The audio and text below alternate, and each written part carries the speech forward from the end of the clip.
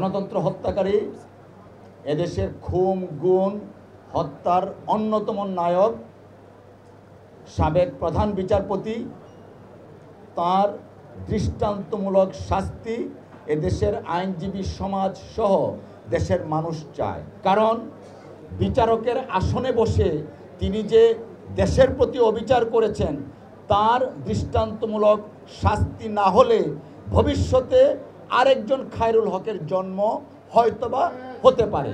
যে কারণে খায়রুল হকের বিচার এমন হওয়া উচিত যেন ভবিষ্যতে আর নতুন কোনো খায়রুল হক বিচারাঙ্গনে সৃষ্টি না হয়।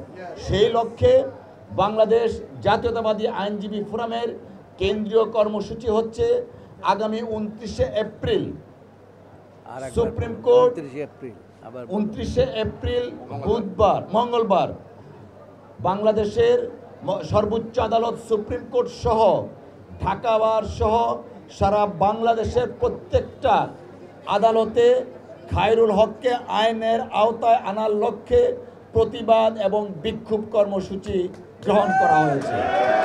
আমরা প্রত্যাশা করছি আইন মন্ত্রণালয় এবং স্বরাষ্ট্র মন্ত্রণালয় অনতিবিলম্বে যথাযথ পদক্ষেপ নেবেন।